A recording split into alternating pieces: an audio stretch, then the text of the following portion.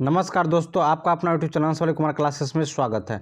तो आज हम आप लोग के बीच लेकर आए हैं सामाजिक विज्ञान सोशल साइंस, जो कि आज यानी कि 16 फरवरी 16/2/2023 का जो भी प्रश्न पूछा जाएगा क्लास 10 में, आज का पेपर में जो भी प्रश्न आएगा, इन प्रश्नों के हम आज ऑब्जेक्टिव और सब्जेक्टिव टॉप प्रश्न लेकर आए हैं, जो प्रश्न पूछे जाने की 100% संभावना है। तो वीडियो पर लास्ट तक बने रहेगा। वीडियो आप लोग को अच्छा लगा तो लाइक जरूर करिएगा, चैनल पर नए चैनल को सब्सक्राइब कर लीजिएगा। चलिए हम शुरू करते हैं। तो पहला प्रश्न कुछ इस प्रकार से है कि भारत में उपभोक्ता संरक्षण अधिनियम की घोषणा कब हुई थी। भारत में उपभोक्ता संरक्षण की अधिनियम कब पारित हुई थी, इसके बारे में प्रश्न पूछा जाता है। तो इसका आंसर हो जाएगा 1986 ईस्वी में। 1986 ईस्वी में। अगला प्रश्न है कि भारत में मतदाता होने की न्यूनतम आयु क्या है। तो भारत में मतदाता होने की न्यूनतम आयु जो है वो 18 वर्ष है। अगला प्रश्न है कि विश्व के कितने हिस्से में लोकतांत्रिक व्यवस्था नहीं है। विश्व के कितने हिस्से में लोकतांत्रिक व्यवस्था नहीं है। तो 1/4 हिस्से में नहीं है। अगला प्रश्न है कि लोकतंत्र जनता के द्वारा जनता के लिए शासन है, यह कथन किसने बोला था। तो यह कथन अब्राहम लिंकन ने कहे थे। अगला प्रश्न है कि विश्व के कितने देश संयुक्त राष्ट्र संघ सदस्य है। तो यहाँ जो देश का जो है वो 193 देश जो है वो राष्ट्र संघ की सदस्य में है। अगला प्रश्न है कि लोकसभा में निर्वाचन हेतु कुल सीटों की संख्या। लोकसभा में निर्वाचन हेतु कुल सीटों की संख्या 545 है।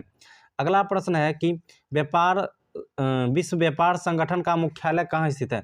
विश्व व्यापार संगठन का मुख्यालय जो है वो जेनेवा में स्थित है। अगला प्रश्न है कि भारत में उदारीकृत व्यापार की नीति कब प्रारंभ हुई। भारत में उदारीकृत व्यापार की नीति जो है 1991 ईस्वी से शुरू हो गया था। अगला प्रश्न है कि अंतर्राष्ट्रीय व्यापार संबंधित नियमों का निर्धारित करने वाले संस्था कौन है। अंतर्राष्ट्रीय व्यापार संबंधित नियमों को जो निर्धारित करने वाली व्यवस्था है वो कोई नहीं है इसमें से। चलिए अगला प्रश्न होगा कि देश के कितने प्रतिशत जनसंख्या मूलभूत सुविधाओं से वंचित है। देश के कितने प्रतिशत जनसंख्या जो है मूलभूत सुविधा अति से वंचित है। तो 85%। अगला प्रश्न है कि दो देशों के मध्य होने वाले व्यापार को क्या कहा जाता है। दो देश के बीच होने वाले व्यापार को जो है वो विदेशी व्यापार कहा जाता है। ठीक है। अगला प्रश्न इस प्रकार से है कि जिला उपभोक्ता मंच में कितने रुपए तक के मामलों का निस्तापन किया जा सकता है। तो इसका आंसर हो जाएगा 20 लाख तक का। ठीक है। अगला प्रश्न है अंतर्राष्ट्रीय मानक संगठन का मुख्यालय कहाँ है। अंतर्राष्ट्रीय मानक संगठन का मुख्यालय जो है वो जिनेवा में है। अगला प्रश्न राष्ट्रीय उपभोक्ता आयोग कहाँ स्थित है। राष्ट्रीय उपभोक्ता आयोग जो है वो नई दिल्ली में स्थित है। ऑप्शन नंबर डी सही हो जाएगा। अगला प्रश्न है कि जिला उपभोक्ता मंच कितने रुपए। तो 20 लाख का, ये तभी हो चुका है प्रश्न। अगला प्रश्न है कि राष्ट्रीय उपभोक्ता हेल्प नंबर क्या है। राष्ट्रीय उपभोक्ता हेल्प नंबर जो है ये 1811-4000 है।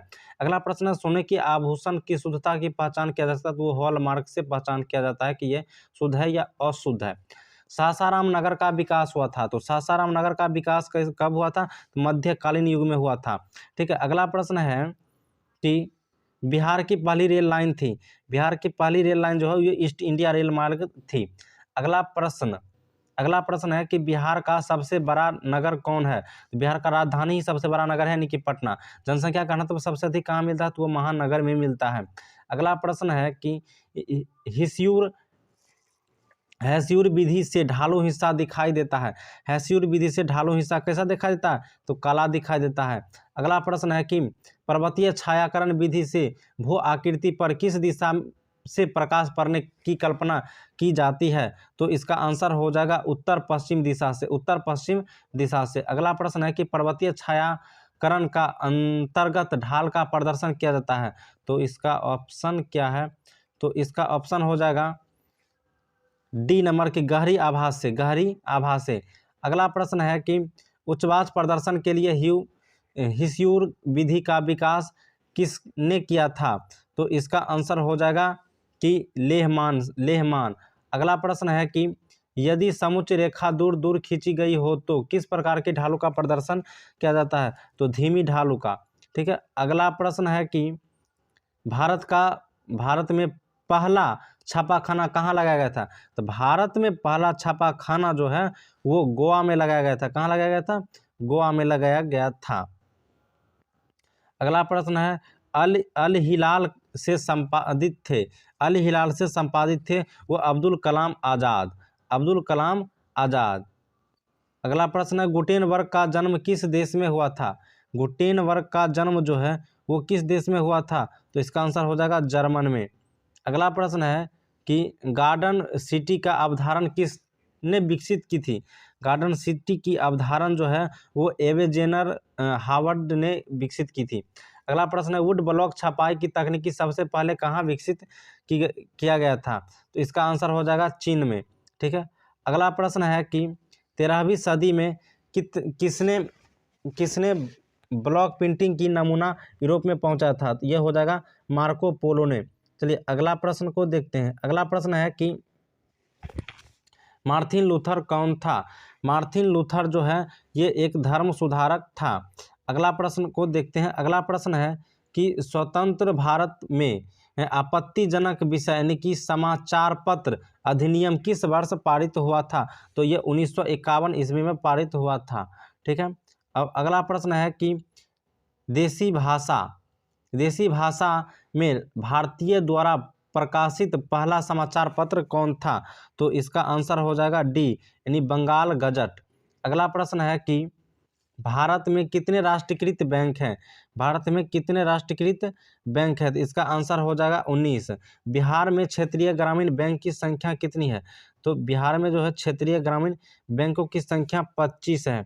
अगला प्रश्न है कि पूर्व मध्य रेलवे का मुख्यालय है, पूर्व मध्य रेलवे का मुख्यालय जो है वो हाजीपुर में है। कहाँ पर है? हाजीपुर में है। अगला प्रश्न को हम दिखाते हैं। अगला प्रश्न है कि किस वर्ष इंडिया एयरलाइन को इंडियन नाम दिया गया? इंडिया एयरलाइन को इंडियन नाम दिया गया किस वर्ष? तो 2005 ईस्वी में। अगला प्रश्न है कि भारत में 2001 में कितना प्रतिशत भौगोलिक क्षेत्र वन विस्तार था? तो इसका आंसर हो जाएगा 19.27। तो इसमें तो ऑब्जेक्टिव प्रश्न किया गया था। और अब हम सब्जेक्टिव प्रश्नों के बारे में चर्चा करते हैं। सब्जेक्टिव प्रश्न जो है कुछ इस प्रकार से पूछा जा सकता है, जाने की संभावना है कि चंपारण सत्याग्रह को संक्षिप्त विवरण दे, छापाखाना यूरोप में कैसे पहुंचा उसके बारे में बतलाना है, ग्रामीण तथा नगरीय जीवन के बीच भिन्नता को स्पष्ट करना है, और गुटेनबर्ग के मुद्रण यंत्र का विकास कैसे किया, और दल बदल कानून क्या है, लोकतंत्र सभी शासन व्यवस्थाओं का से बेहतर है कैसे, इसके बारे में बतलाना है। राष्ट्रीय विकास परिषद क्या है, उपभोक्ता जागरूकता हेतु विभिन्न नारों को लिखें, और उपभोक्ता संरक्षण अधिनियम 1986 का मुख्य विशेषताओं को लिखें। अगला प्रश्न है कि तलचिन्ह और अस्थायी ऊंचाई क्या है, बिहार में जल विद्युत ऊर्जा पर प्रकाश डालें, और मुंगेर में कौन कौन से उद्योग विकसित है वर्णन कर, ये सब आपको लिखना है। और 4 नंबर का जो प्रश्न है उसमें इस प्रकार से कुछ प्रश्न पूछा जाएगा कि राष्ट्रीय आंदोलन का प्रमुख भारतीय प्रेस ने कैसा प्रभावित किया, और राजनीतिक दल लोकतंत्र का प्राण क्यों कहा जाता है, वैश्विकरण का बिहार पर पड़े प्रभावों को बताएं, और बिहार में वस्त्र उद्योगों पर विस्तार से चर्चा कीजिए। तो इस प्रकार से प्रश्न जो है आपको बोर्ड में पूछा जाएगा। और वीडियो आप लोग को अच्छा लगा तो लाइक जरूर करिएगा, चैनल पर नए चैनल को सब्सक्राइब कर लीजिएगा। हम फिर मिलते हैं अगले वीडियो में।